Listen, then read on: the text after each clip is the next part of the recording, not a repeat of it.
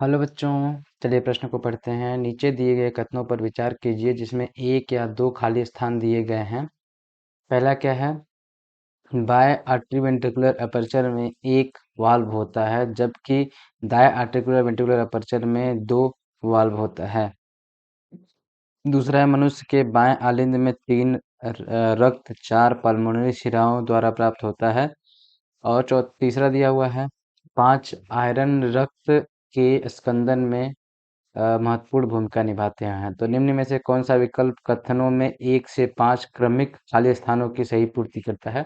मतलब हमारा प्रश्न क्या पूछ रहा है कि 1 से 5 खाली स्थान दिए गए हैं, इनमें से हमको सही खाली स्थान चुनना है कि कौन सा होगा इसमें। तो चलिए देखते हैं प्रश्न की मुख्य अवधारणा क्या हो जाएगी। मुख्य अवधारणा क्या होगी कि हृदय के वाल्व, क्या हृदय के वाल्व, हृदय के वाल्व का मतलब क्या है? हृदय में कुछ वाल्व पाए जाते हैं या कपाट पाए जाते हैं जो क्या करते हैं कि रक्त को एक ही दिशा में भेजने का कार्य करते हैं। तो अगर बात करें हृदय के वाल्व्स की, तो कहाँ कहाँ हृदय में जहाँ जहाँ कनेक्ट होंगे, कौन कौन? या तो आलिंद निलय कनेक्ट होंगे, या कोई धमनी निलय से कनेक्ट होगी, वहां पे एक वाल्व होगा जिससे क्या होगा कि रक्त एक ही दिशा में बहे। तो जैसे कि अगर हम देखें इसमें क्योंकि कहाँ कहाँ हृदय में कनेक्शन बनते हैं, तो देखते हैं क्या। बाएं आलिंद, बायां आलिंद निलय, आलिंद निलय में एक क्या बनता है? कपाट, मतलब एक कनेक्शन बनता है, जुड़ता है, तो वहां पे एक कपाट बनेगा जिसको क्या बोलते हैं? बाइकस्पिड वाल्व या बाइकस्पिड कपाट। बाइकस्पिड, बाइकस्पिड कपाट। और वैसे ही दायां आलिंद निलय, आलिंद निलय में क्या होगा? जुड़ेंगे तो एक कपाट बनेगा। वहां पे कौन सा कपाट बनता है? ट्राइकस्पिड, ट्राइकस्पिड कपाट बनता है।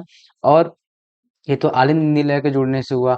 अब क्या होगा कि धमनियां जब इससे जुड़ेंगी निलय से, तो क्या बनेगा?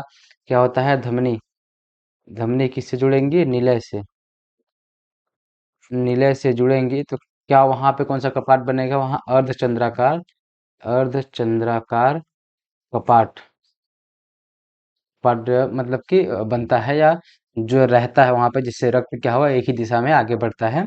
और आगे हमारा अगर तीसरा विकल्प देखें, तीसरा कथन देखें, तो उसमें क्या बोला गया है कि 5 आयन रक्त के स्कंदन में महत्वपूर्ण भूमिका निभाता है। मतलब कौन सा आयन रक्त के स्कंदन में महत्वपूर्ण भूमिका निभाता है? तो कौन सा है? कैल्शियम। कैल्शियम आयन क्या करेगा? रक्त के स्कंदन में महत्वपूर्ण भूमिका निभाएगा। अब हम एक बार अपने कथन को देखते हैं और देखते हैं कि 1 से 5 तक में क्या क्या आता है। तो पहला क्या है? बाएं आर्टी वेंट्रिकुलर अपर्चर, मतलब कि बाएं आलिंद और निलय के बीच में एक मतलब बिंदु बिंदु वाल्व होता है। तो कौन सा वाल्व होता है? तो पहला में क्या हो जाएगा हमारा? बाइकस्पिड, बाइकस्पिड वाल्व होगा। और दूसरा में देखें तो क्या है यहाँ पे कि दाएं आर्टरी वेंट्रिकुलर अपर्चर में क्या होता है? ट्राइकस्पिड वाल्व होता है, ट्राइकस्पिड वाल्व होता है। और अगर दूसरे कथन में देखते हैं, तो दूसरा कथन में क्या है कि मनुष्य के बाएं आलिंद में क्या होता है? ऑक्सीजन युक्त रक्त।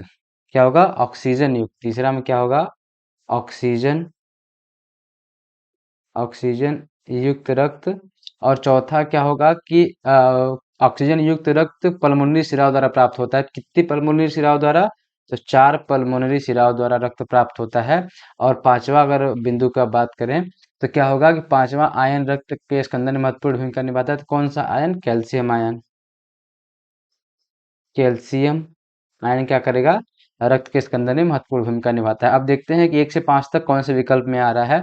एक क्या है? बाइकस्पिड वाल्व, दो क्या है? ट्राइकस्पिड वाल्व, तीन क्या है? ऑक्सीजन युक्त, चौथा क्या है? 4, और पांचवा क्या है? कैल्शियम। तो देखते हैं ये पहले विकल्प में क्या है? ऑक्सीजन विहीन में क्या है? 3, 3 में ऑक्सीजन विहीन है, ऑक्सीजन युक्त होगा तो ये गलत हो जाएगा।